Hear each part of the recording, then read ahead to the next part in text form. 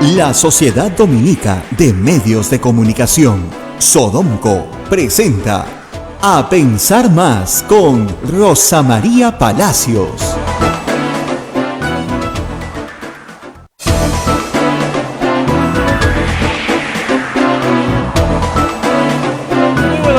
Señoras y señores, bienvenidos a Pensar Más con Rosa María Palacios a través de las emisoras de la Sociedad Dominica de Medios de Comunicación. La Sociedad Dominica de Medios de Comunicación está integrada por Radio Santa Rosa en Lima, 1500 kilociclos en la amplitud modulada, 105.1 en la frecuencia modulada en el Cono Sur, también Radio Santo Domingo, RSD en Chimbote, Radio San Martín en Arequipa, Radio Cepago en Ucayali, Radio Quillabambe en la Convención, donde nos ven también a través de la pantalla televisiva, y Radio Madre de Dios en Puerto Maldonado. Estas son las emisoras dominicas del Perú.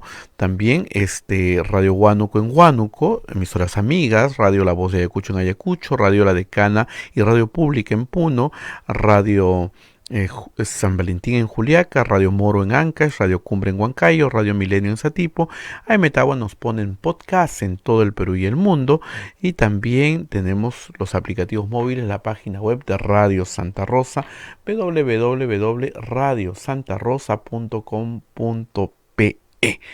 Estamos a 12 de octubre, un día memorable para América. Bien, Rosa María, ya estamos conectados con mucha información. Adelante, buenos días. Muy buenos días, Abel. 12 de octubre, cuando éramos chicos, esto se celebraba como el descubrimiento de América. Después fue el encuentro de dos culturas y después nadie quería acordarse de Colón. Pero, en efecto, 1492, desembarco de Colón en América. Ya no es una fecha importante en el calendario, salvo en el calendario escolar, supongo, donde todavía se mantiene la fecha como parte de la historia de la humanidad. Pero aquí, 12 de octubre es una fecha importante porque hoy día tienen que renunciar todos aquellos servidores públicos que quieran postular. Y nos referimos a ministros, viceministros, alcaldes, todos los que tienen cierto rango, ¿no es cierto? Regidores, en fin. Hoy también es el último día para inscribir alianzas políticas. Hasta esta hora, no tenemos conocimiento de ninguna. Y si no hay ninguna alianza, van 24 partidos solos a defender su inscripción. Porque de eso se trata. Las nuevas reglas obligan a todos los partidos a participar hasta el final. Porque si te retiras, pierdes la inscripción. Claro, alguien podría decir, bueno, ya da lo mismo, no participamos y perdimos la inscripción. Es fácil ahora volverla a sacar. Vamos a estar más adelante con Fernando Olivera, que nos va a contar de las dificultades para obtener una inscripción. Pues ya no te piden 700.000 firmas, pero te piden 24.000 militantes activos, lo cual no es fácil. Entonces, vamos a ver que, por lo visto, no van a haber muchas alianzas, y por lo visto, estas alianzas, si se han estado manejando este fin de semana, se han estado haciendo en absoluto secreto, no ha trascendido nada. Veremos en el transcurso del día. El plazo acaba hoy, así que para mañana podremos estar comentando si alguien se alió con alguien o si las 24 inscripciones van solas, y vamos a tener una cédula bien larga esta vez, con las 24 símbolos para marcar. Muy bien. Y la otra noticia, sumamente importante, interesante, la presentó ayer el diario El Comercio en la mañana, señalando que el presidente de la República habría, en condicional, recibido 1 millón de soles como coima, cohecho, así de claro, de la empresa Obrainsa por una obra que se llama Las Lomas de Ica, que es una obra de irrigación, las Lomas de Hilo, que es una obra de irrigación en Moquegua muy importante. Es la gran obra de irrigación moqueguana, que ya concluyó en el 2016, pero que se licitó en el 2013. Y que en el marco de esa licitación, la acusación señala, Martín Vizcarra, presidente entonces regional de Moquegua, exigió que se le pagara 1 millón de soles. En realidad exigió que se le pagara, y acá vienen los problemas, 2% del monto adjudicado. Era, según el testigo, el monto de lo que se pagaba de coima en Provías a los funcionarios. Y que él quería lo mismo.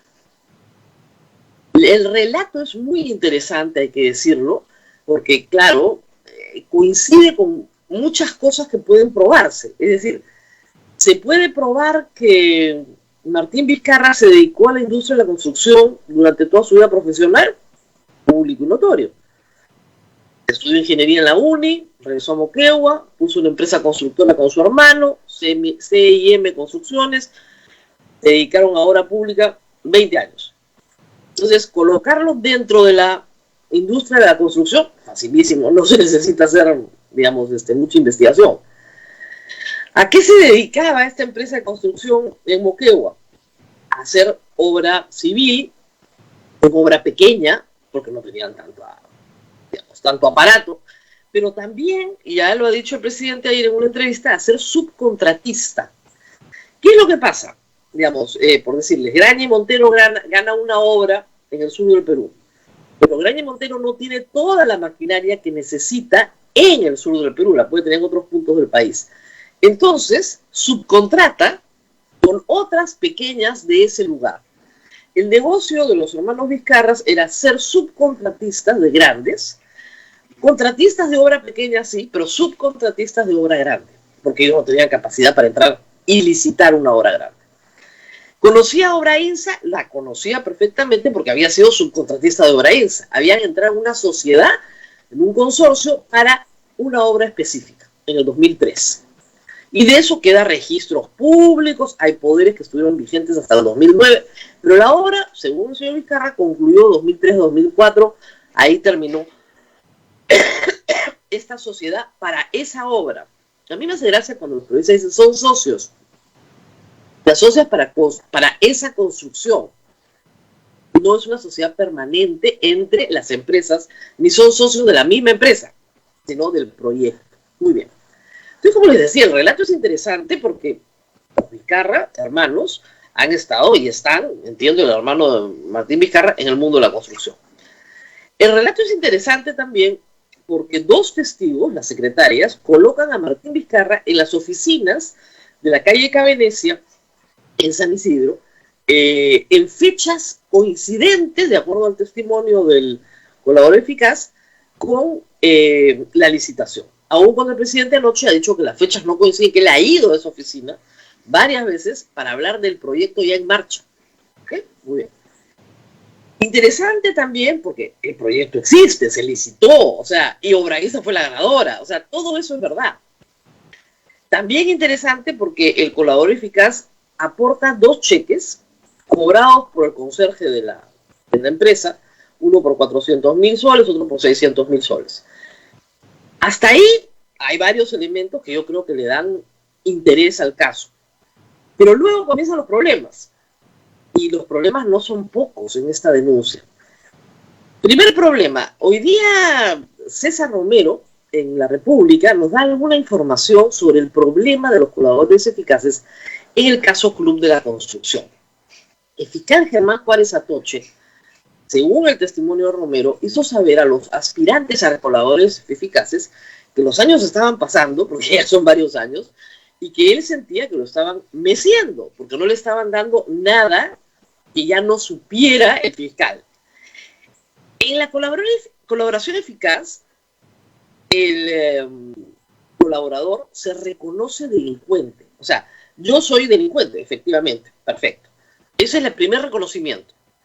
Luego, como es delincuente, es cómplice con otros. Entonces puede aportar información veraz, útil, tiene que ser útil, ¿no es cierto? ¿Para qué? Para condenar a otros coautores del delito. Entonces, en ese nivel, el colaborador obtiene ¿qué?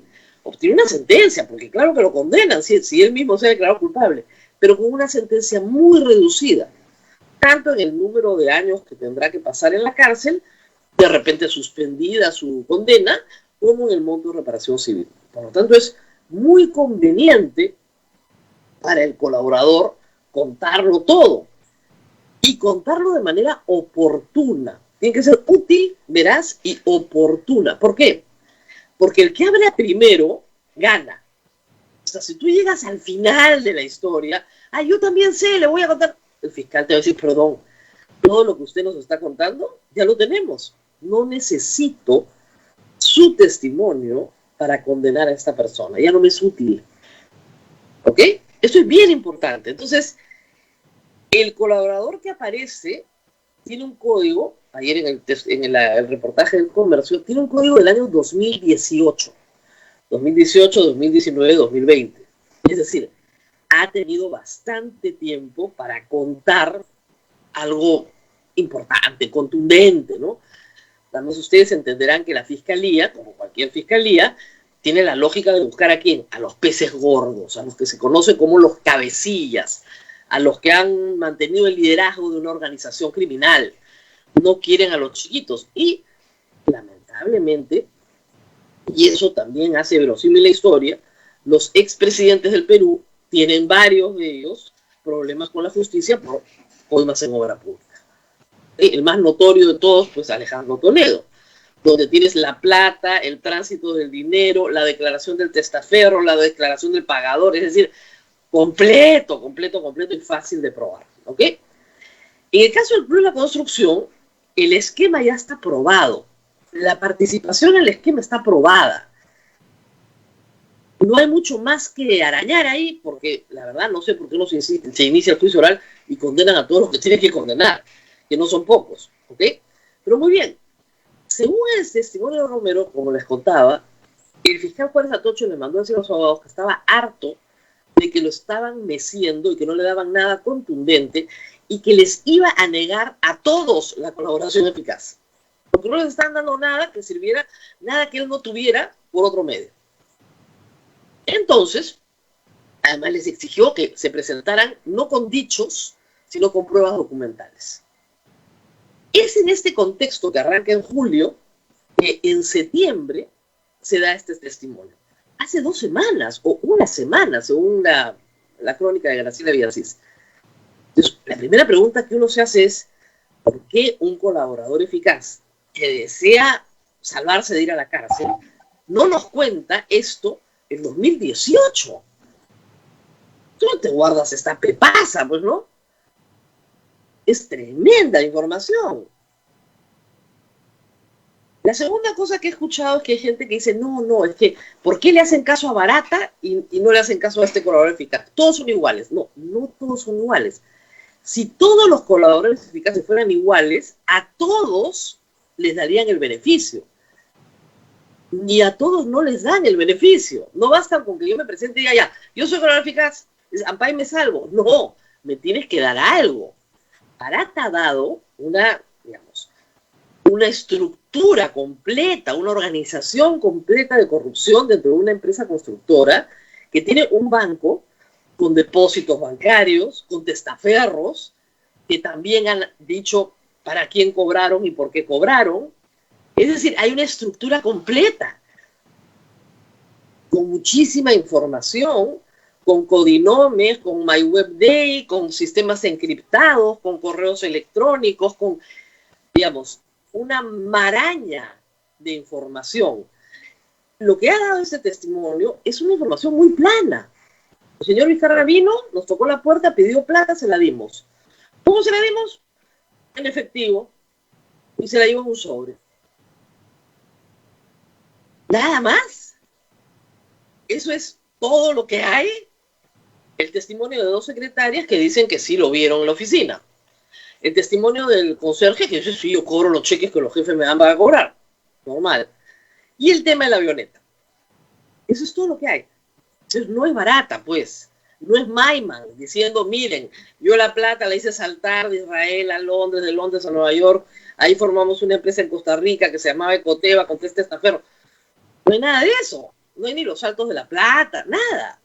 Entonces, no todos los colaboradores son eficaces, porque no todos cuentan todo, ni dicen la verdad, ni la verdad es útil para una condena.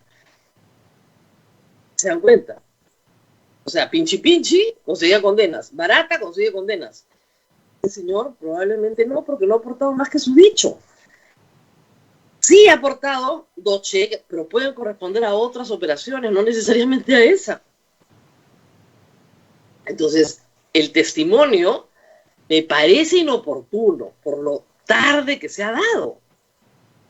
En 2018 el presidente Vizcarra era presidente también, pero acababa de entrar. No había ningún problema en contar la historia. No era un hombre que tenía una bancada poderosa, ni un hombre temible, ¿no? Perfectamente lo contabas y creo que a varios políticos les hubiera parecido muy bien que lo vacaran. ¿Por qué no lo contó en 2018? ¿Qué le impidió a este colaborador que el diario La República identifica como uno de los hermanos Tejeda, como Elar Tejeda? No lo identifica claramente el Comercio, pero es evidente que es la única persona que es capaz de contar un relato con este detalle, porque habla de varias cosas.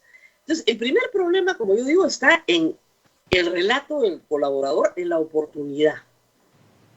Y en lo segundo, en la presión del fiscal sobre otros, porque parece ser, de acuerdo al relato, continúo con el relato de César Romero de La República, ICSA es otra empresa peruana que también quiere dar información sobre Vizcarra ahora, porque parece que esto funciona, y CASA, que es una empresa ecuatoriana, también quiere dar información sobre Vizcarra. Bueno, están tratando de conseguir, parece ser que la lectura de los abogados es, el fiscal quiere meter preso al presidente, entonces tenemos que darle algo, cualquier cosa sobre el presidente. Bueno, así no funciona la colaboración eficaz, así se cae completita. No tiene sentido. Y miren ustedes la cantidad de casos que hemos visto que no han funcionado con este tipo de artimañas, porque no funciona, tienes que conseguir algo más. Muy bien. Eso en cuanto al contexto del Club de la Construcción. El presidente ayer tuvo una entrevista larga en Panorama y señaló una cosa que también es cierta. O sea, fue él, cuando era ministro de Transportes y Comunicaciones, el que denunció al Club de la Construcción. Claro, podría ser que cambió de bando y los otros se la tienen jurada. Pero si fue así, ¿por qué no lo denunciaron en 2018? Si era el enemigo del Club de la Construcción, ¿por qué los que estaban metidos en este, supuestamente sabían que él recibía coimas, no lo denunciaron en 2018? Ya, el 2019. No, en septiembre del 2020, luego que el fiscal le dice a todos los que están comprometidos que no les va a dar la colaboración porque lo que le están dando lo están meciendo. Todo esto, como ustedes comprenderán, bastante extraño, ¿ok? Entonces, ese es el primer problema, la presión sobre el colaborador y la oportunidad. El segundo problema en este caso es la participación de UNOPS. Y tal vez la mayoría de la gente no conoce de contratación pública, no sabe cómo funciona. Y ayer Rosana Tovar dijo cosas muy feas sobre UNOPS, que hay que levantar, me imagino que UNOPS las tendrá que levantar, diciendo que no eran limpios, que ya habíamos visto en el caso de Odebrecht que eran sucios. El problema no está en UNOPS. A ver, UNOPS es una oficina de contratación pública de Naciones Unidas. Tiene una metodología de contratación. ¿Por qué el Estado tiene interés en que UNOPS participe? Para que el proceso completito lo desarrolle UNOPS. Y de esa manera eliminas la discrecionalidad del funcionario, que es la que te trae corrupción. A cambio, UNOPS no se rige por las reglas del sistema de contratación público peruano, sino por sus propias reglas. Está autorizada a hacerlo por una ley desde 1992. Es decir, el Estado peruano en el año 92 decidió tercerizar en organizaciones internacionales el sistema de contratación. Ok, muy bien. Para grandes obras, para grandes compras. Muy bien. No todos lo han usado, algunos lo han usado mal, algunos han usado otras organizaciones que no tienen el prestigio de UNOPS, ni la especialización de UNOPS. Muy bien. Problemas de obra pública con UNOPS de corrupción no hay. Lo que hay es que luego de que UNOPS da la buena pro, gana el ofertante ganador, inmediatamente comienzan a producirse adicionales de obra que terminan en adendas y ahí es donde entra la discrecionalidad del funcionario porque ya UNOPS no está. UNOPS solo participa en el proceso de selección del ganador. Entonces, en el caso de este proyecto de irrigación, el expediente técnico, y en cualquier caso, el expediente técnico, o sea, ¿qué quiero? ¿Qué quiero comprar? ¿No? Como decían, ustedes quieren comprarse una refrigeradora. Entonces, bueno, tiene que ser, ¿de qué tamaño? de cuántas puertas, ¿no es cierto? Más o menos cuánto quieres gastar, precio referencial, ya que no pase de 3.000 soles. Perfecto. Entonces tú entregas tu expediente técnico y UNOPS dice, ya, para estas características, ¿ok? Con este monto referencial, ¿cuál es el valor de mercado? Y aplica una metodología para establecer cuál es el mejor valor de mercado para ese bien. Pero esa información del estudio de mercado la tiene UNOPS, no la entidad que ha solicitado con el expediente técnico. El valor referencial lo saben todos. Está en el expediente técnico. Es más, los postores tienen acceso al expediente técnico. ¿Por qué? Porque no, o sea, tú no dices, ya, me vas a hacer un puente. Bueno, pero ¿de qué tamaño quieres el puente? ¿No? ¿Qué tan ancho quieres el puente? ¿Con qué base quieres el puente? ¿Con qué diseño quieres el puente? Te hago yo el diseño, tú me vas a dar el diseño. Entonces necesitas el expediente técnico para poder cotizar. Si tú no me dices de qué tamaño es la refrigeradora, yo te puedo cotizar pues un minibar, ¿no? Entonces necesitas el expediente técnico. El expediente técnico es público. O sea, lo adquieren, están en las bases, que adquieren todos los que van a participar en el concurso. ¿Qué información podría haberle dado el señor Vizcarra? Primero, ¿qué información podría haber conocido el señor Vizcarra? Difícil que lo hubiera conocido porque UNOPS no te suelta la información. Entonces habría corrupción en UNOPS, para empezar. Y eso, bien difícil de probar. Quiero ver que fiscal lo pruebe. En segundo lugar, ¿qué información le podría dar a esta empresa que no fuera pública? El valor referencial era público. La única forma en la cual tú puedes ganar un concurso es que sabes lo que van a poner los otros postores, que era lo que era el Club de la Construcción. Pero ojo, el Club de la Construcción se arma para provías nacionales, para carreteras, no para proyectos de construcción. Todo el Club de la Construcción está en torno a provías nacionales, que es una institución que pertenece al Ministerio de Transportes y Comunicaciones. Acá la entidad licitante es el gobierno regional de Moquegua, no el Ministerio de Transportes y Comunicaciones. ¿Ok? Entonces, en este concurso, la información valiosa es saber cuánto van a poner los demás. No que te digan, oye, pon tanto, y con eso ganas. De verdad, no tiene mucho sentido. O sea, primera cosa, oportunidad de esta información. Y segunda cosa, la participación de UNOPS. O sea, la participación de UNOPS hace imposible que puedas traficar con la información. Entonces, este señor Tejeda, el cuento ahí se le cae. En esos dos extremos se le caen. Y luego hay un tercer extremo que sí es curioso, porque puede ser, ¿no?, lo que él relata. Dice que la primera vez que le entregaron los $400,000 soles en efectivo, y la segunda vez, y parece ser un testigo que está viendo, es que colocaron los billetes en un sobre de Manila. Y ayer ha habido un concurso ya entre varios tratando de colocar fajos de billetes en sobres de Manila, porque si hubiera hecho maletín, lonchera, ya bueno, se entiende. Pero, o sea, en un sobre Manila A3 más o menos de este tamaño, sí te pueden entrar 600,000 soles, porque, digamos, billetes de 200 Santa Rositas, un paquete de 100 son 20,000 soles, necesitas 30 paquetes. 30 tacos así. 30. ¿En qué sobre Manila te vas a llevar eso?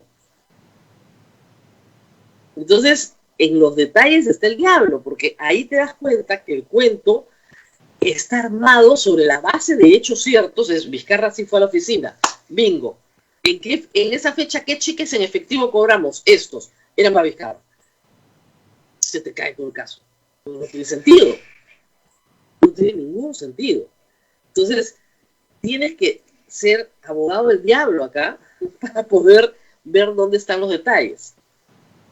Y luego tú tendrías que probar que esos 600,000 soles que recibe Vizcarra, por ejemplo, se convierten en una casa en las Casuarinas, lo que hizo Toledo, ¿no es cierto? Que ese dinero se convierte, ¿dónde está? ¿Se convirtió en qué? ¿En un edificio? ¿En un negocio? ¿En qué? ¿Dónde se fue el dinero? La investigación puede ser muy interesante, porque van a tener que investigar todo el patrimonio de la familia Vizcarra, o sea, no solamente de Martín Vizcarra, sino de su hermano César, etcétera, y otros beneficiarios. Pero es o sea, este dinero avanza en un trance largo. Y eso, de eso no hay nada. O sea, ¿dónde está el beneficio? No lo sabemos. Y se me hace difícil, o sea, hay sobres grandes, ¿no? Pero es un sobre A3, A4. Salir en Cabenecia con un sobre de este tamaño se vería un poco raro, la verdad. Yo creo que Keiko Fujimori en eso y los maletines de dinero era una fórmula. Miren, ni Montesinos cuando entregaba plata, ¿ustedes se acuerdan de esas torres de dólares? Que ponía $1 millón sobre una mesita. ¿Ustedes se acuerdan del volumen, ese edificio de coima que había ahí? Sacaba una bolsa con asas. Esos son unos maletines y ahí metía la plata. Pero no un sobre Manila, pues. En un sobre Manila tú pones 10.000 soles, pues, ya. Pero no pones esa. Ayer varios en Twitter que han sido cajeros de banco, que tienen experiencia, decían, no entra. Eso, esa cantidad de dinero en billetes no entra. Y eso es parte, ¿no es cierto?, de hacer una historia consistente. Si la historia se perfora rapidito, no tiene mucho sentido. Pero bueno, por alguna razón el fiscal Juárez quería que esto se supiera, ¿no? Si no, no hubiera compartido esta historia con el periodismo. La compartió con El Comercio y con Panorama. Panorama hizo el mismo reportaje, con la misma información sacada en la mañana con El Comercio. Y el presidente de la República fue. Y la verdad es que creo que se defendió bastante bien porque inmediatamente cambiaron de tema y se fueron a Richard Swing, a la pandemia, a otras cosas y abandonaron el primer asunto, ¿no? Pero si quieren investigar esto, hay que ir por otro lado. Hay que ir por el lado del patrimonio, ¿no es cierto? O sea, una persona que entra al gobierno regional con X patrimonio, ¿no es cierto?, y sale con X patrimonio o con 2X patrimonio, bueno, ahí hay un tema interesante. A Alan García, a Alejandro Toledo, los han investigado por ese lado. Y eso ha dado frutos. Lo de Alan García está comenzando a dar frutos y lo de Toledo ha dado frutos amplios. O sea, esa es la forma en la que tiene que ir en estos casos, porque estamos hablando de gente que ha cobrado coimas para su enriquecimiento personal. Pero de eso no hay nada, ¿no? Y me parece raro que no se vaya por ahí. Pero en fin, recién empieza la investigación, será una investigación más para cuando termine su mandato. Pero hay que decir que es obvio, y lo ha dicho el presidente también, y creo que ya aprendieron todos la lección, que aquí lo que está detrás es la desesperación de vacarlo. UPP ayer inmediatamente dijo, sí, estamos presentando la moción de vacancia. Ya pues, quedan 6 meses. Vayan a un proceso electoral y compitan. Y después se va el señor el 28 de julio del próximo año. Pero esto de verdad que es poca cosa para vacar a un presidente en este momento. Es completamente inoportuno. Ya se va. O sea, ¿para qué? ¿No? El 28 de julio del próximo año lo investigan por Richard Swing, por sus asesores en Palacio, por este caso, por el hospital de Moquegua, por lo que quieran, pero que termine su mandato, ¿no? No sé si si hay alguna pregunta. En cuanto a lo último que comentaba Rosa María, hay personas que dicen que es algo sin importancia si ven el sobre o no. Yo creo que sí es importante porque eso nos da el hilo de que si la persona vio o no vio, ¿no? O si le contaron y está repitiendo lo que otros dicen. Para la audiencia tiene que quedar claro esto. Cuando uno da un relato al fiscal, todos los hechos tienen que ser verificables y tienen que ser coincidentes. Esos pequeños detalles, que claro, es un pequeño detalle, lo que le restan es verosimilitud al relato. Entonces, ¿qué es lo que te está diciendo? Que la persona, si le consta que eso ocurrió, no estuvo ahí en el momento en que se retiró Vizcarra. No vio cómo. Entonces es un relato de oídas. Y si es un relato de oídas, le resta valor. Lo segundo es que está mintiendo. Porque si estuvo ahí y cuenta algo que no ocurrió, lo está contando como se le ocurre que debió haber ocurrido, pero no lo vio. O sea, el relato de Nava con las loncheras es muy, y también corroborado por Barata, es muy claro. Porque además llama la atención. Porque yo pensaba que el señor Barata tenía una dieta especial, porque siempre llegaba a la oficina con una lonchera. Entonces, eso enriquece el relato, porque es tan inverosímil. Bueno, ¿y cuánto entra en una loncherita grande, no sé qué? 10.000, 20.000, 30.000 dólares que le iba dejando para la campaña. Eso es mucho más creíble que un sobre Manila, pues. No tiene sentido. No tiene sentido. O sea, de verdad, los detalles sí importan, porque todo el relato tiene que ser verosímil. Y en este caso el relato no lo es. O sea, el señor Tejeda, si es el que es el colaborador eficaz, como dice César Romero, porque se supone que está protegido, se equivocó. O sea, se equivocó en un detalle. Le dimos un maletín, estaba un maletín preparado, listo en la mesa, y él se agachó y lo recogió. O sea, el relato de el señor Dionisio Romero. Yo visitaba a Keiko Fujimori, nos tomábamos un café, y yo dejaba el maletín sobre una silla, el maletín está cerrado, ella nunca contó la plata, yo me iba y ellos retiraban el maletín. Ese es un relato detallado de alguien que sí estuvo ahí. Porque todo hace sentido. ¿Cuántos son 600.000 dólares? Es un maletín deportivo, más o menos. Un maletín de viaje, eso es lo que son 600.000 dólares. No un sobre Manila. O sea, parece una tontería, pero en el detalle está, es muy importante en el proceso penal. Así es. Son los que te dan la evidencia. Si la evidencia, o sea, no, ahí hay el cuento no coincide. El cuento está mal contado. ¿Qué más? ¿Qué preguntas hay? Bueno, hablan sobre si es posible una vacancia por este tema, ¿no? Porque, bueno, lo dijiste, ya el señor de Podemos, ya, de UPP, perdón.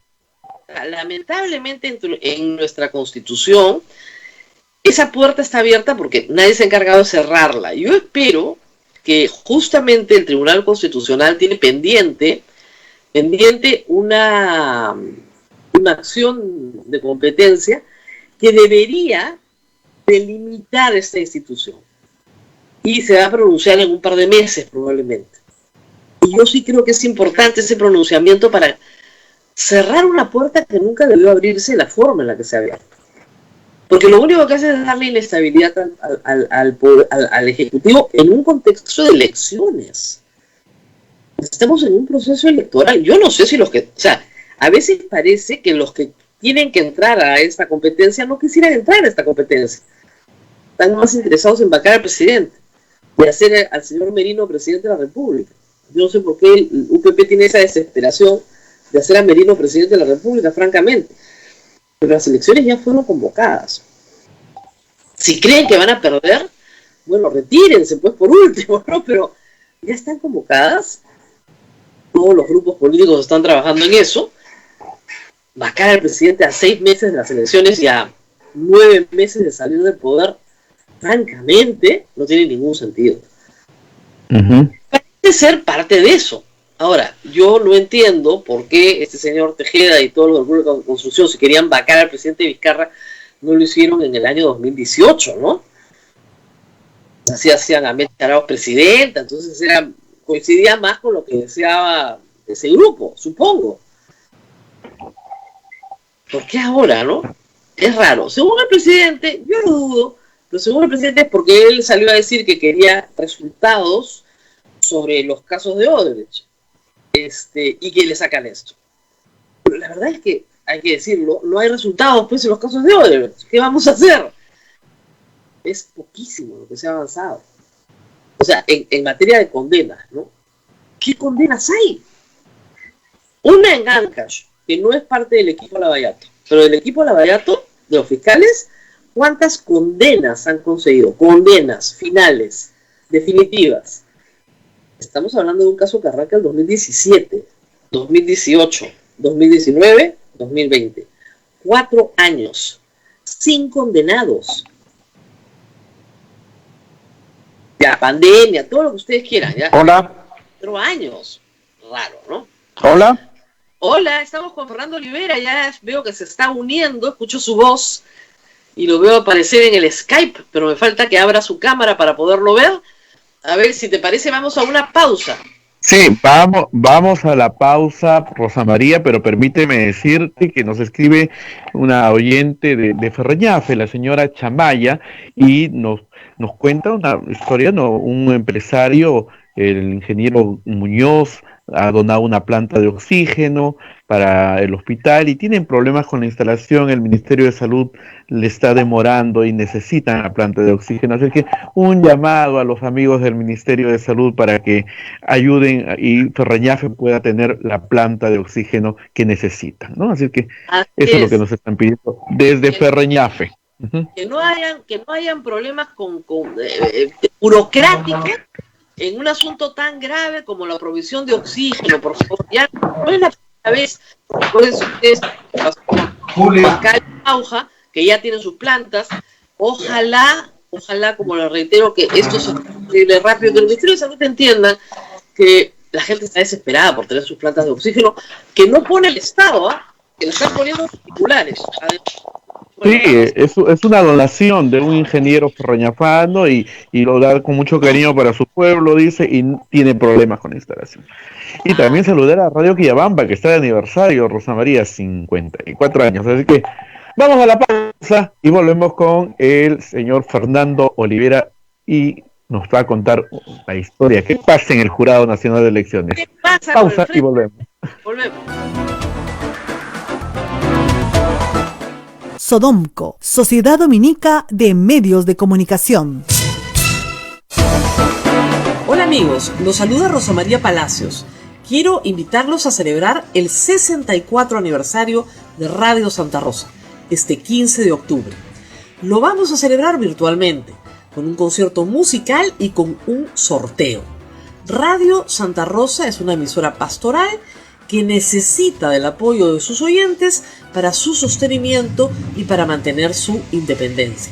Deposita 5 soles en un agente del BCP en nuestra cuenta 193-2200353087 y envía el voucher al WhatsApp 9596-79662 y participa del sorteo este 15 de octubre. Radio Santa Rosa, la primera emisora católica del Perú.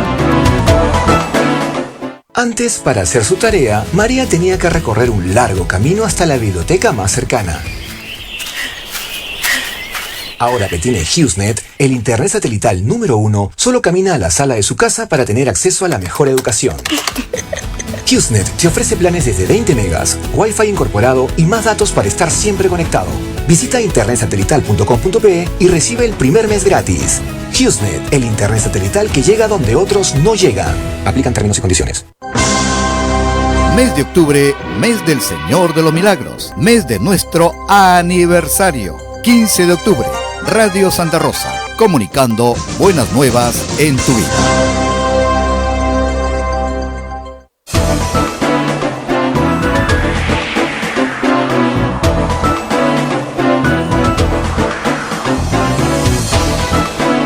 Continuamos con A Pensar Más con Rosa María Palacios a través de las emisoras de la Sociedad Dominica de Medios de Comunicación, Radio Santa Rosa en Lima, que esta semana está de aniversario, el próximo 15 de octubre cumple 64 años, Radio Santo Domingo en Chimbote, Radio San Martín en Arequipa, Radio Veritas Cusco, Radio Cepagú Cayali, Radio Quillabamba, que hoy día está de aniversario, 54 años, en la Convención, Radio Madre de Dios en Puerto Maldonado, también Radio Huánuco en Huánuco, Radio La Voz de Ayacucho en Ayacucho, Radio Pública y Radio La Decana en Puno, Radio San Valentín en Juliaca, Radio Moro en Ancash, Radio Cumbre en Huancayo, es la radio del Arzobispado de Huancayo, Radio Milenio en Satipo, AM Tagua nos ponen podcast en todo el Perú y el mundo, la página web de Radio Santa Rosa, www.radiosantarosa.com.pe. Rosa María, adelante. Bueno, sí, esta mañana estamos con Fernando Olivera.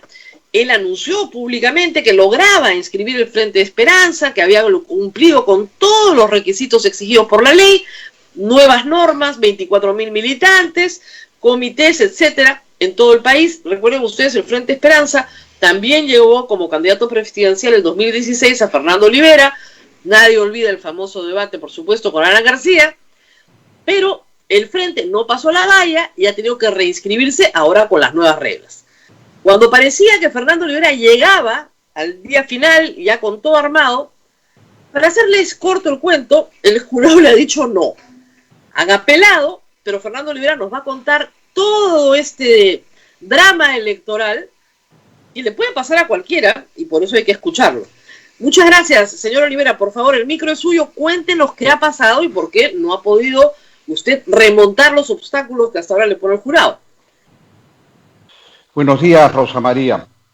Agradezco la oportunidad que me das para exponer en estas horas de prueba para la democracia el abuso, la ilegalidad, la inconstitucionalidad que yo calificaría realizada con dolo, premeditación y alevosía por una mesa de partes del Jurado Nacional de Elecciones que pretende ni siquiera admitir nuestro expediente,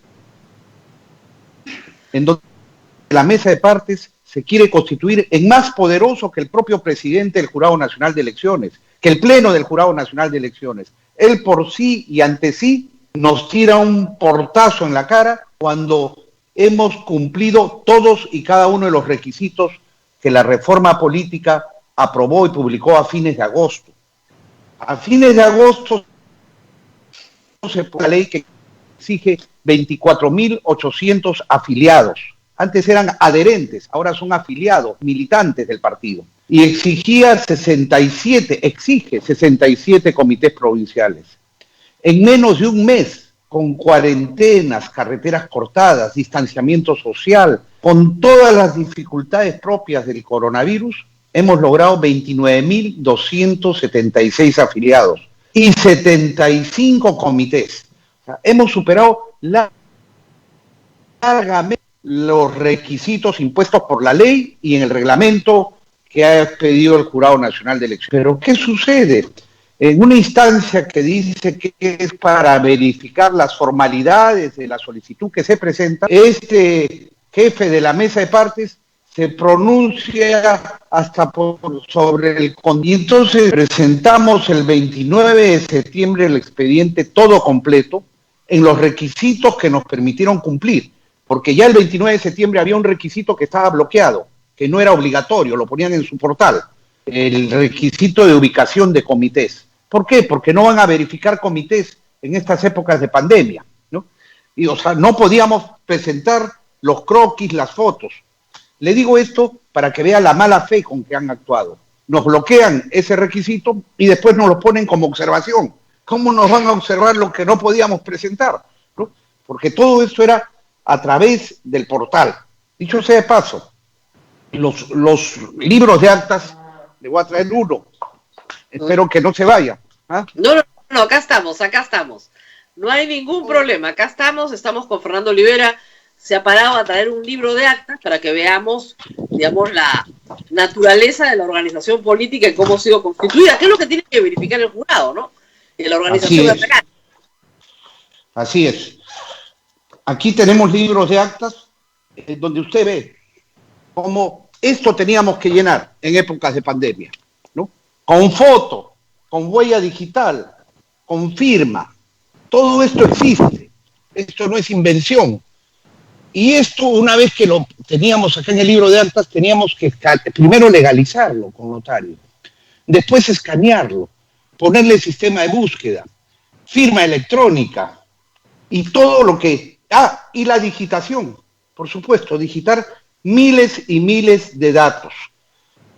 ¿Por qué le digo esto? Ustedes han digitalizado las 29.000 fichas. Todas las totales, fichas. Todas y cada una, en un formato además de 6 columnas, en donde había la primera, número de ficha, DNI, apellido paterno, apellido materno, nombres. 6 columnas, o sea, 29.276. Por 6 son más de 150.000 datos. ¿Eso lo han hecho en un mes? ¿En un mes han podido hacer todo eso? Ha sido totalmente un desafío, ¿no? Y lo hemos cumplido con gran esfuerzo. Hay que reconocer la entrega de nuestros militantes, de nuestros dirigentes de provincias, de nuestros dirigentes nacionales, una entrega total, venciendo todo tipo de dificultades. Y lo hemos logrado. Y hemos ingresado el 29 de diciembre, el 29 de septiembre, como le decía. Nos manda el Jurado Nacional de Elecciones al correo personal del personero un acta que dicen de observaciones, esta, ¿no?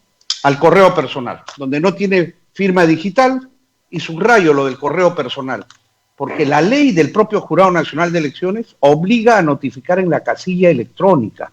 Allí se hacen las notificaciones y los pronunciamientos. Lo otro es referencial, no tiene valor, pero quien quiere dar cátedra de cumplimiento de formalidades nos manda a la casilla electrónica. Hasta el día de hoy no ha usado la casilla electrónica. Y cuando yo lo he interpelado de por qué, me ha reconocido algo muy grave, que el programa, el sistema que tienen ellos, tiene errores, no ha sido validado. Es un programa que está cometiendo errores y me dijo que lo vamos a mejorar a futuro. Claro, pero ustedes están...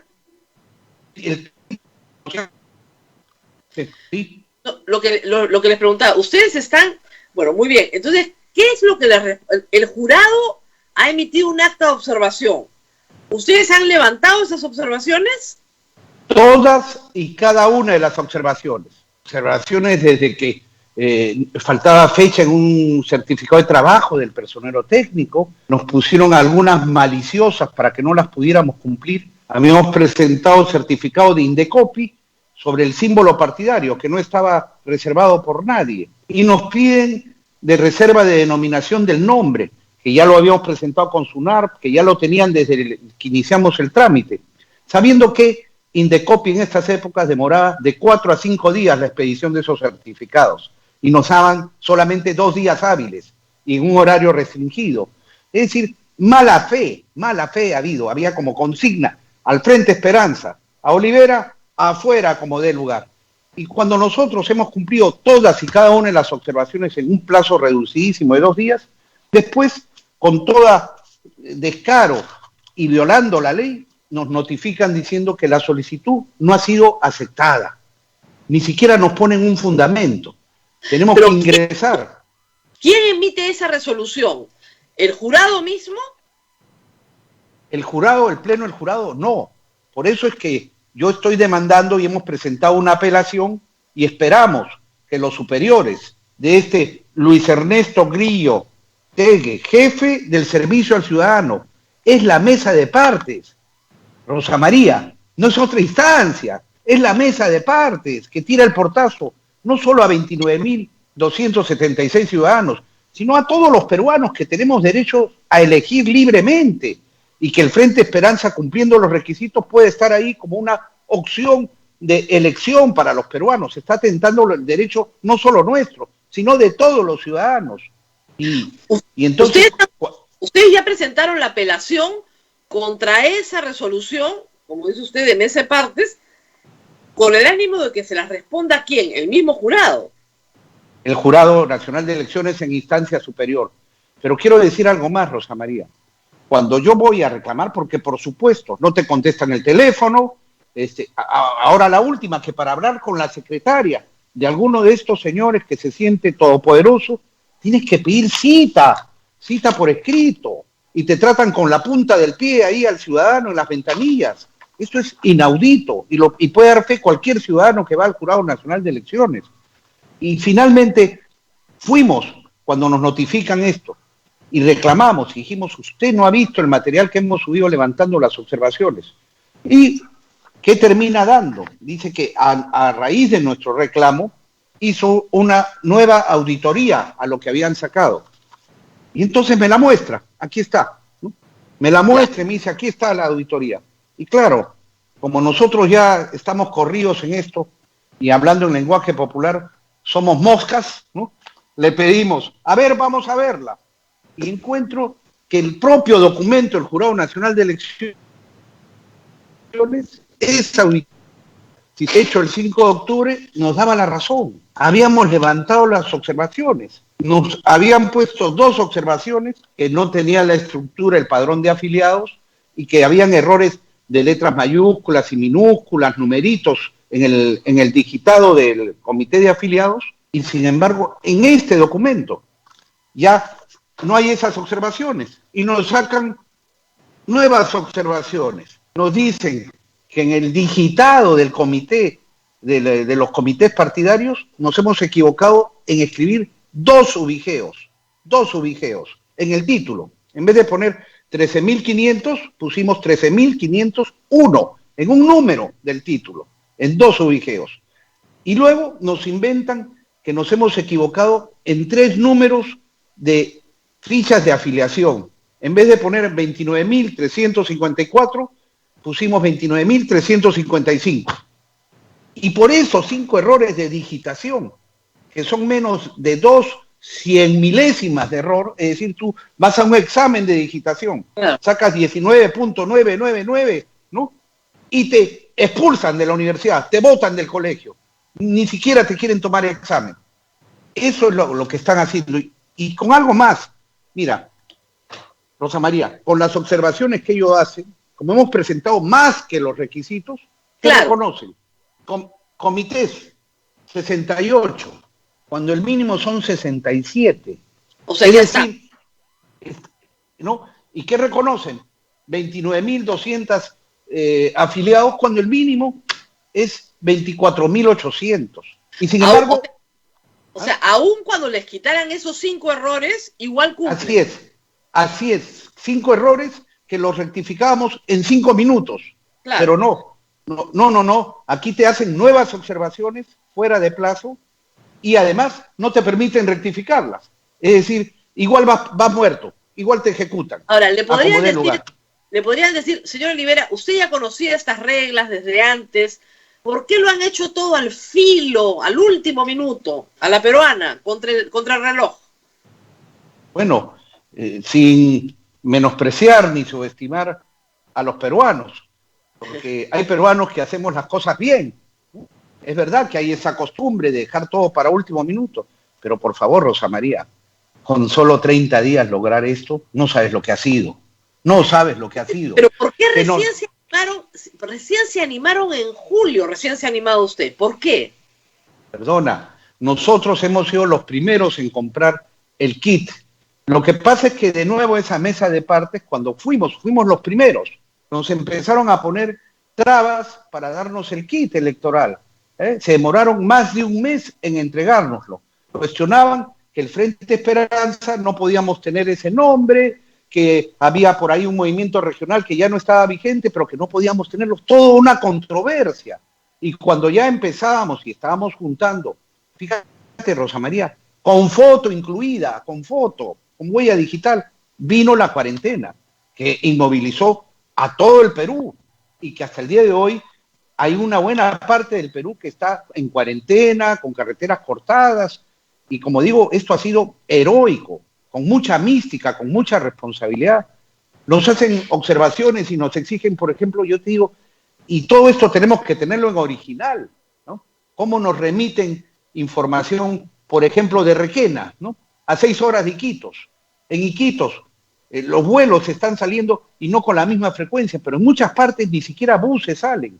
Hay cargueros que salen una vez por semana, con comunicaciones cortadas, con el riesgo de estar recabando toda esta información con mascarillas y exponiéndose tanto al contagio nuestros militantes como los que están sumándose al Frente Esperanza. Por eso es que nosotros, con la ley en la mano, Rosa, no pedimos ningún trato diferente. Queremos que se aplique la ley y nada más. Y por eso es que iniciamos hoy día jornadas de protestas pacíficas, guardando el distanciamiento social, con mascarilla. Allí estaremos, frente al Jurado Nacional de Elecciones. Allí estamos con nuestras banderolas en el Paseo de la República, en el Zanjón, para que el pueblo sepa, porque cuando un pueblo sabe, no nos vamos a rendir. Ahora, ¿quién es el candidato natural, digamos, de esto? Usted va a ser el candidato presidencial.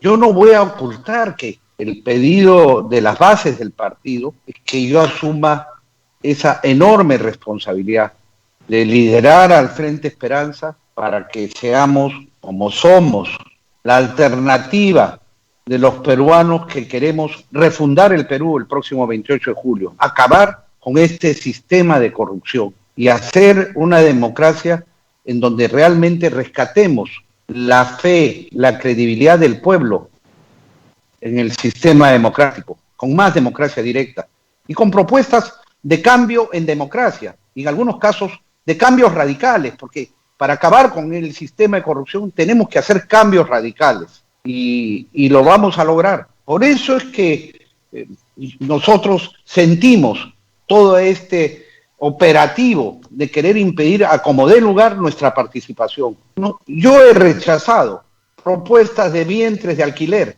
que considero son parte del sistema de corrupción y porque considero que es una inmoralidad que autoproclamados candidatos a la presidencia de la República estén allí prestándose a esos vientres de alquiler que se alquilan, que se venden o que buscan a alguien que les lleve unos cuantos comechados al Congreso para que sigan haciendo lo que bueno, haciendo, pero, señor Olivera, ¿quién en los pasados? Porque cuando hablamos del Frente Esperanza, la cara visible es usted, pero no vemos a nadie más. ¿Quién lo acompaña? Mira, Rosa María, esta es una pregunta que se repite reiteradamente, ¿no? Sobre todo por la prensa, ¿no? Porque siempre estamos en ese referente que tú tienes que andar acompañado de ricos y famosos, ¿no?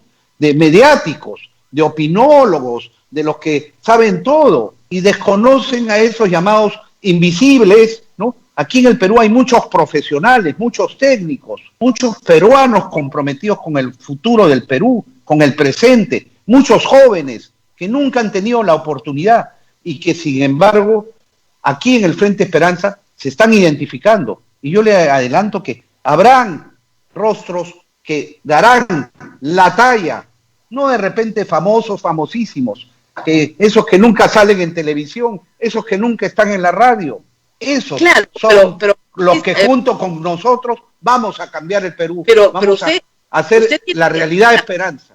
Pero usted tiene que entender que necesita una lista parlamentaria y la vez anterior, en el 2016, yo no recuerdo ninguna figura de su lista parlamentaria, no porque sea famosa, sino porque, no sé, escribió un libro, es un maestro, es querido en su tierra, alguna cosa buena tiene que haber hecho para lanzarse, ¿no? Y tampoco recuerdo un buen equipo alrededor suyo. Que no puedes recordar porque prácticamente fuimos silenciados en esas elecciones. No, usted absolutamente. En el debate con Alan García, todo el mundo. Bueno, pero en el debate fue faltando una semana.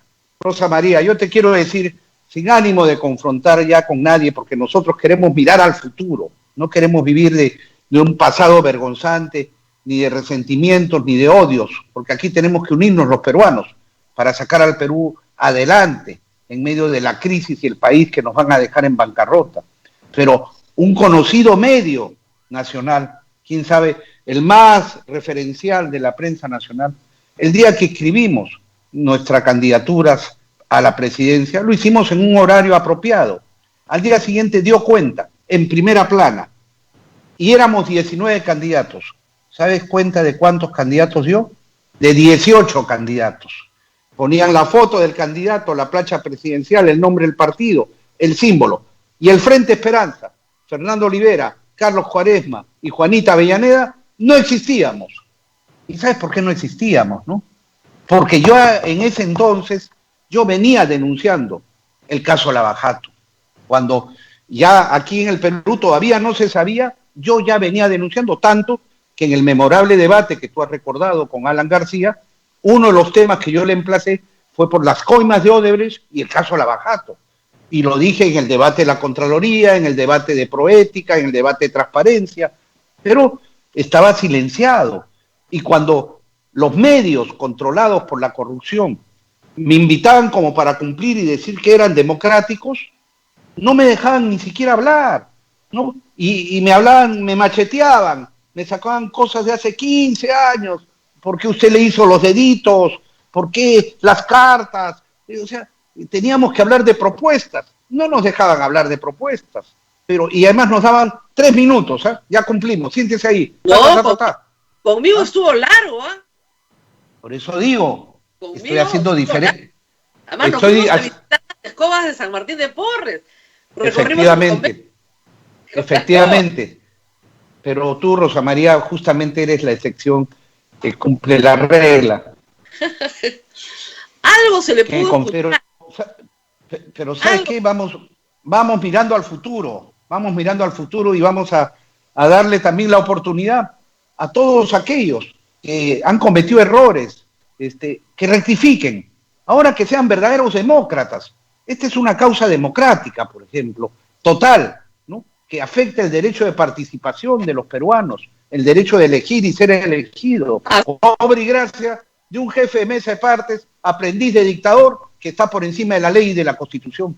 Y yo quisiera, Rosa María, abusando de este tiempo, citar algo que es muy, muy, muy oportuno, muy presente hoy día. Primero, se llevaron a los judíos. Yo, como no era judío, no me importó. Después se llevaron a los comunistas, pero como yo no era comunista, tampoco me importó. Luego se llevaron a los obreros, pero como yo no era obrero, tampoco me importó. Más tarde se llevaron a los intelectuales, pero como yo no era intelectual, tampoco me importó. Después siguieron con los curas, pero como yo no era cura, tampoco me importó. Ahora vienen por mí, pero es demasiado tarde. Que no sea demasiado tarde para que nos pongamos firmes en defensa de una causa democrática, que hoy somos nosotros, pero mañana podrá ser cualquiera de los partidos, de los candidatos, que no le guste al poder de la corrupción, los van a tachar, les pondrán trabas, dirán que las elecciones internas no fueron perfectas o que no cumplen este pequeño requisito. Señores, eso no es democracia en ninguna parte del mundo. Y quiero agregar, sí, perdón. ¿Dónde cree que está su mayor fortaleza en comités? ¿Dónde está más fuerte? ¿En el norte, en el sur, en la selva? Mira, Rosa María, quiero decirte que estoy realmente sorprendido, ¿no?, del respaldo que tenemos. Desde el sur, Puno, Cusco, Arequipa, en Moquegua, en Tacna, bueno, prácticamente todo el sur, Apurímac, Huancavelica, también el centro, Junín es muy fuerte, está también la selva, con Loreto. Hemos creado comités en zonas apartadas donde se llega solo en deslizador. San Martín, Amazonas y el norte. Eso del sólido norte se acabó.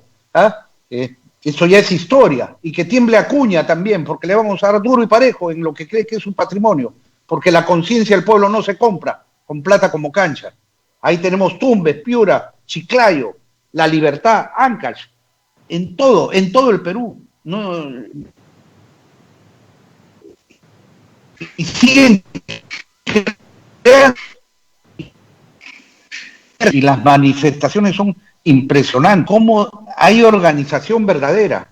Algo que debo confesar, el 2016 no contaba con esta organización que va creciendo y que inclusive se ha expandido a peruanos en el exterior, porque ahora ya tienen una representación oficial y llegan los mensajes de Italia, de España, por supuesto, de Estados Unidos, New Jersey, Florida, Buenos Aires, Chile, de todo el mundo. Estamos enraizados porque nuestros compatriotas creen que somos realmente, y lo vamos a hacer y cumpliremos, quienes refundemos el Perú el 28 de julio, todos juntos.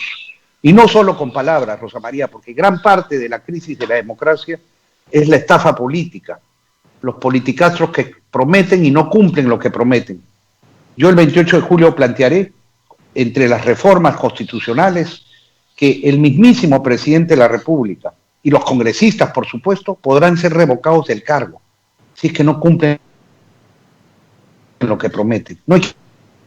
No más, no chocs, y después choc y yuca, ¿no? Y mentiras, pero no, eso se acabó. El pueblo va a tomar las grandes decisiones consultado periódicamente mediante referéndums. Y no habrá el bloqueo de un parlamento que pretende sabotear y atar de manos al gobernante de turno. El pueblo se va a pronunciar directamente, elegirá a sus magistrados supremos, a sus fiscales supremos, a los magistrados del Tribunal Constitucional para acabar con estas repartijas y estas componendas que hay en los congresos y para despolitizarlos totalmente.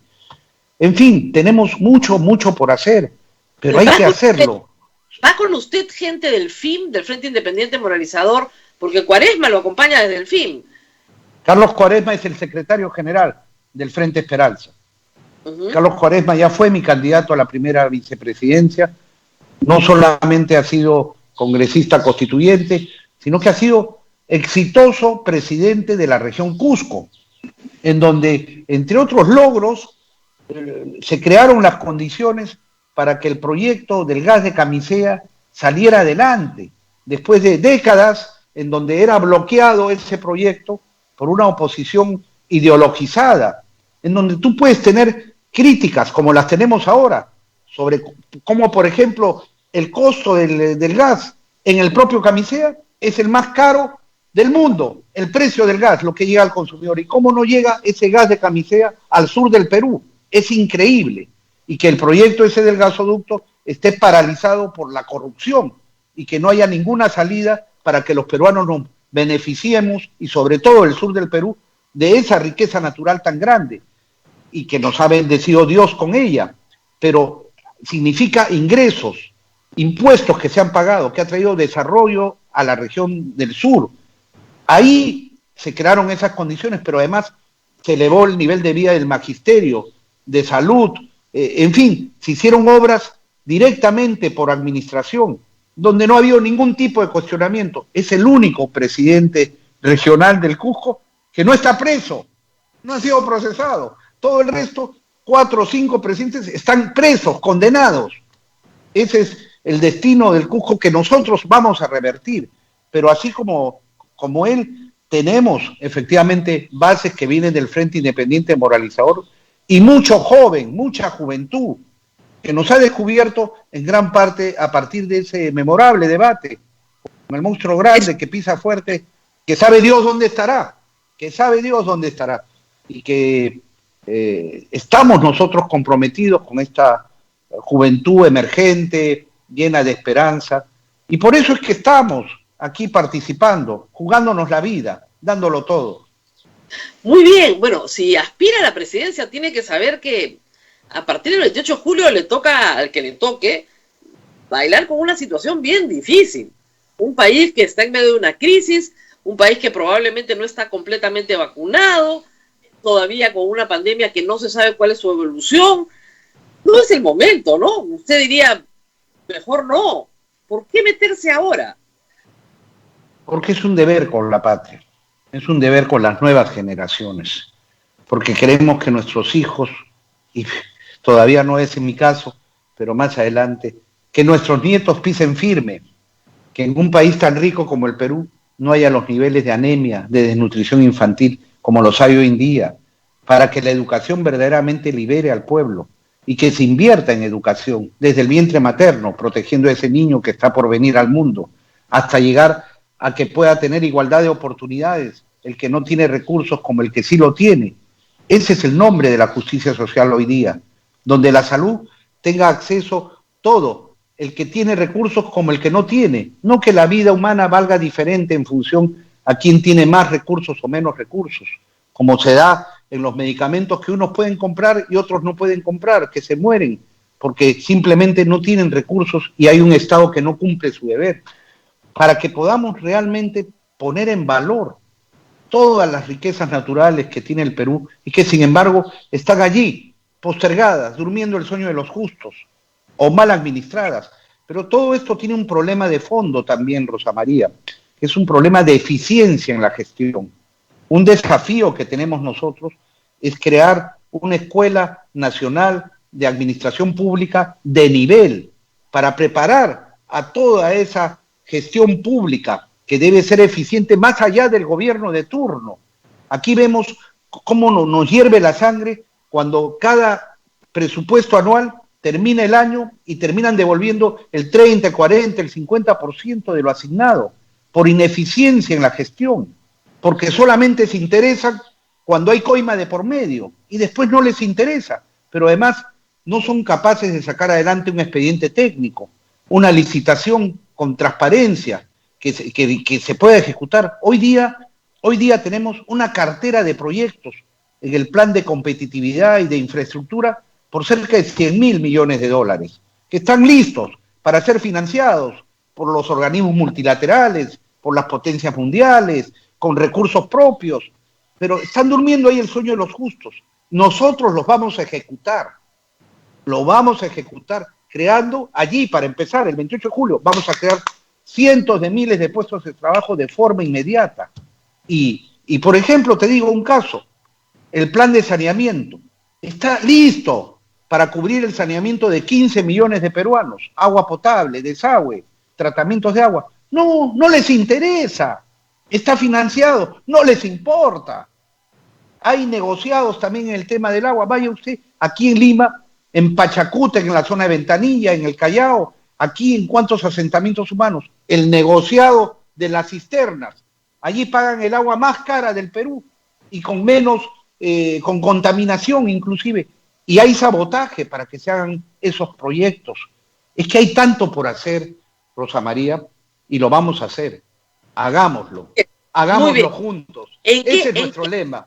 ¿En qué plazo espera la resolución del jurado? ¿Qué plazo tiene el jurado para contestar la apelación?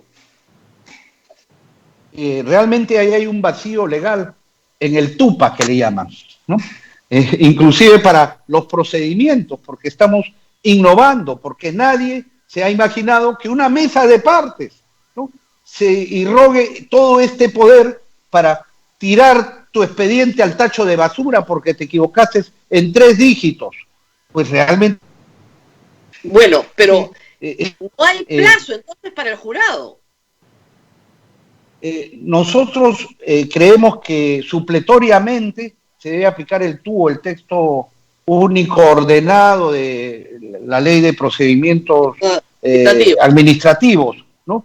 Y ahí se señala un plazo máximo de 10 días, pero estamos invocando al Jurado Nacional de Elecciones a que resuelva de inmediato, porque los plazos son muy breves y aquí se puede causar un daño irreparable. Teniendo la razón, o sea, podemos terminar efectivamente en el pleno del jurado y hasta en organismos internacionales, pero la elección no se detiene, los plazos no se detienen, tienes que hacer elecciones internas, tienes que ir nominando a tus tribunales electorales internos, hay todo un cronograma muy, muy estrecho que cumplir y lo vamos a cumplir. Claro. Ahora, se puede pedir siempre, y por la justicia de su causa, que Dios defienda. Claro, siempre se puede pedir una acción de amparo con una cautelar solo para que el jurado resuelva, nada más. Porque el derecho a la participación política es un derecho constitucional. Totalmente, pero dime tú, ¿hay garantías en esta justicia? Aquí están los jueces de la corrupción controlando desde el más alto nivel. Por eso los vamos a echar el 28 de julio con la Constitución y con la ley en la transición democrática de Franco a la democracia. Se les vamos a bajar la fecha de jubilación, la edad de jubilación temporalmente y todos se van a tener que ir. Aquí no vamos a sacar un decreto a los Fujimori, váyanse a su casa, no, con la ley en la mano. Y si se niega ese Congreso, pues lo haremos con un referéndum popular y vamos a empezar una nueva historia. Vamos a acabar con esta vergonzante historia de corrupción e impunidad. Y por eso es que no vamos a un juez. ¿Qué garantía tienes que ese juez cumpla con la ley? Al contrario, puedes terminar siendo un boomerang, avalando al otro que está en el sistema de corrupción, es el de la mesa de partes. No puedes. Así que vamos a luchar en calles y plazas. Ahora nos vamos frente al Jurado Nacional de Elecciones.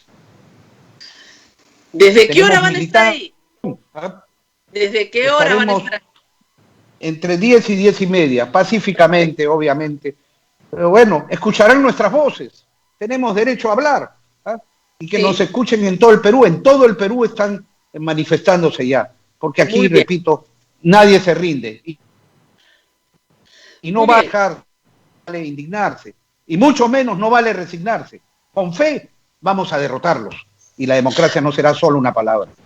Muy bien, espero que lo acompañe la democracia en este caso y le den el derecho a participar, porque yo creo que la democracia es justamente el derecho a participar, que la Constitución nos garantiza a todos. Si ha cumplido con los requisitos, no debería haber ningún problema. Muchas gracias por estar con nosotros, Fernando Olivera, está con nosotros esta mañana. Y nosotros muchísimas gracias, Rosa María. No sé si hay alguna pregunta del público, Abel.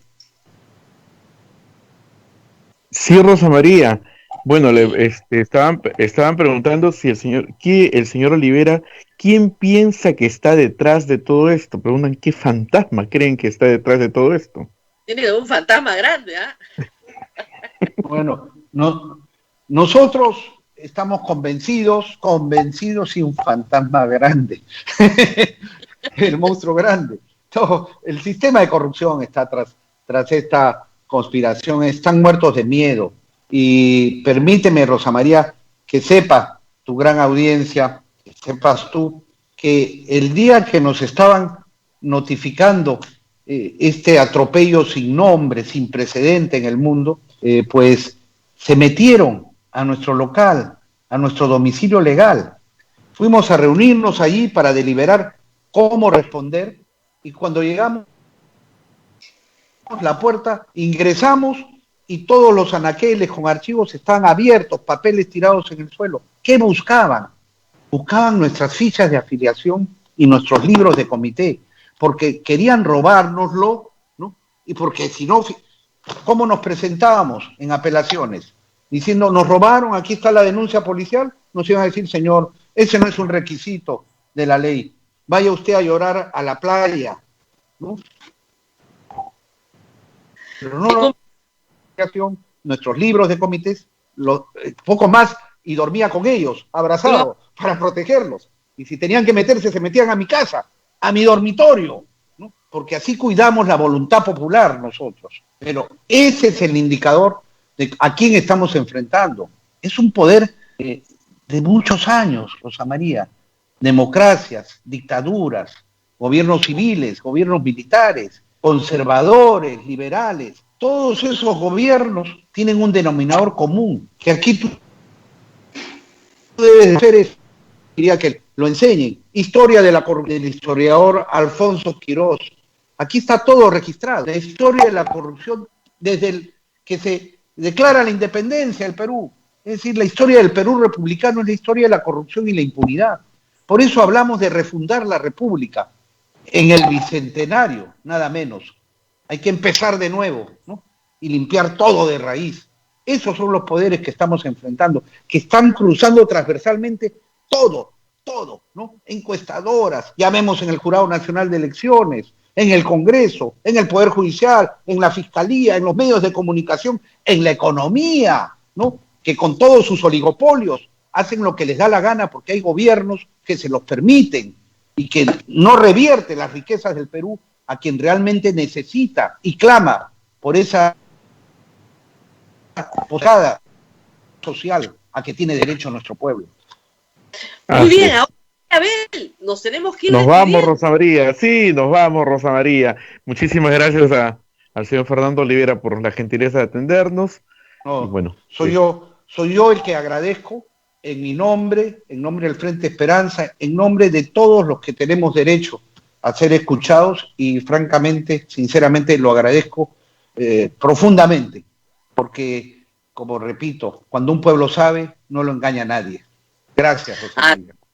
Muy bien, gracias, muy bien. Nos Abel, tenemos gracias, que ir. Julio. Gracias, Abel. Nos gracias vemos. a Fernando Olivera, y conmigo será hasta mañana. Mañana regresamos hasta con todo, mañana. Con el programa completo como siempre. Muy bien. Así es, con mucha información. Cuídense mucho, nos vemos hasta... hay que recordar que estamos con el sorteo y estamos esta semana, el 15, estamos cumpliendo 64 años, así que ayúdennos. Cuídense mucho, chau, chau, nos vemos. Ayúdenos, que no llegamos a fin de mes. Muy bien. Chao, chao.